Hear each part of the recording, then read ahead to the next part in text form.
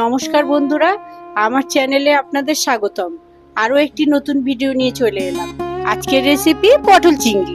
এই রান্নাটা আমরা সবাই কম বেশি বাড়িতে খাই, কিন্তু নিমন্ত্রণ বাড়ির মতন স্বাদ হয় না।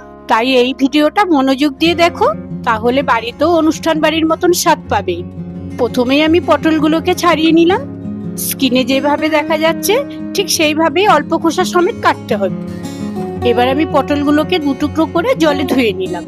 পটলগুলোকে দু টুকরো করাই ভালো, তিন টুকরো করলে রান্নার সময় গলে যেতে পারে। গরমের সময় কিন্তু কচি পটল দিয়ে পটল চিংড়ি খেতে খুবই ভালো লাগে। এদিকে আমি আলুগুলোকেও কেটে নিচ্ছি। ঠিক যেমন সাইজের আমি কেটেছি ঠিক এরকম ভাবেই কাটতে হবে। আজকে সব মশলা আমি মিক্সিতে বেটে নিলাম, শরীরটা একটু খারাপ তো তাই জন্য। আর এখানে দেখো আমি সব সবজিগুলোকে ধুয়ে তুলে নিলাম। এবার রান্নার পর্ব। প্রথমেই আমি কড়াইতে সর্ষের তেল গরম করে পটলগুলোকে ভেজে নিলাম। রান্না ভালো হওয়ার কিন্তু অনেকটা কাটার উপরই নির্ভর করে। সবজিগুলো সব সমান মাপের কাটলে সিদ্ধটা খুব ভালো হয়। আর এর মধ্যে আমি এখন নুন হলুদ দিয়ে দিলাম। পটলগুলোকে একটু ধীরে ধীরে সময় নিয়ে ভাজতে হবে, যাতে এখানে অর্ধেক সিদ্ধ হয়ে যায়। ভাজা হয়ে গেলে পটলগুলোকে তুলে নিতে হবে। ওই একই তেলে আমি আলুগুলোকে খুব ভালো করে ভেজে নিলাম।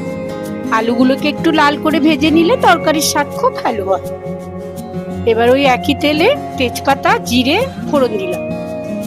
ও হ্যাঁ, আরেকটা শুকনো লঙ্কা দিয়ে নাড়াচাড়া করে নিলাম। এবার একটু গরম মশলা ফোড়ন দিয়ে পেঁয়াজ বাটা, আদা রসুন বাটা, টমেটো বাটা দিয়ে দিলাম। আর এখানে আমি টমেটোর সঙ্গে লঙ্কা পেস্ট করে নিয়েছিলাম। ঝালটা আপনারা আপনাদের স্বাদ মতো দেবেন। এবার বেশ কিছুক্ষণ নাড়াচাড়া করে নিতে হবে। এবার স্বাদ মতো লবণ, হলুদ গুঁড়ো, কাশ্মীরি লঙ্কার গুঁড়ো, জিরে গুঁড়ো, ধনে গুঁড়ো দিয়ে দিলাম। যে কোনো রান্নায় পরিমাণ মতো নুন খুব গুরুত্বপূর্ণ। নুন আর চিনির ব্যালেন্স ঠিক থাকলে অটোমেটিক রান্নার স্বাদ খুব ভালো হয়। আর একটু কষে কাজু বাদাম বাটা, চালমগজ বাটা দিয়ে দিলাম। আর একটু নাড়াচাড়া করে আমি ভাজা আলুগুলো দিয়ে দিলাম। এরকম ভাবে কষাতে কষাতে আলুটা আর একটু সিদ্ধ হয়ে আসবে। মশলা যাতে না পুড়ে যায় তার জন্য আমি আর একটু জল দিয়ে কষিয়ে নিলাম। ওটা ততক্ষণ হতে থাক, আমি এদিকে চিংড়ি মাছটা ভেজে নিলাম। চিংড়ি মাছ কিন্তু বেশিক্ষণ ভাজবেন না, তাহলে শক্ত হয়ে যাবে। এদিকে দেখুন মশলাটা কষে এসছে। এবার আমি ভাজা পটলগুলো দিয়ে দিলাম। পটলগুলোকে দিয়ে বেশি নাড়াচাড়া করতে হবে না, ওটা তো আগে থেকেই ভাজা হয়েছে ভালো, ওখানেই সেদ্ধ হয়ে গেছে। এবার আমি পরিমাণ মতো জল দিয়ে সেদ্ধ হতে দিলাম। খুব বেশিক্ষণ কিন্তু সিদ্ধ হতে লাগবে না। এখন রান্না কিন্তু প্রায় হয়েই এসেছে। টেস্ট ব্যালেন্সের জন্য একটু চিনি দিয়ে দিলাম। আর সাথে সাথে ভাজা চিংড়ি মাছগুলো যোগ করে দিলাম। এবার একটু নাড়াচাড়া করে উপর থেকে কসুরি মেথি আর গরম মশলা দিয়ে দিলাম। নামানোর আগে একটু ঘি দিতে ভুলবেন না কিন্তু।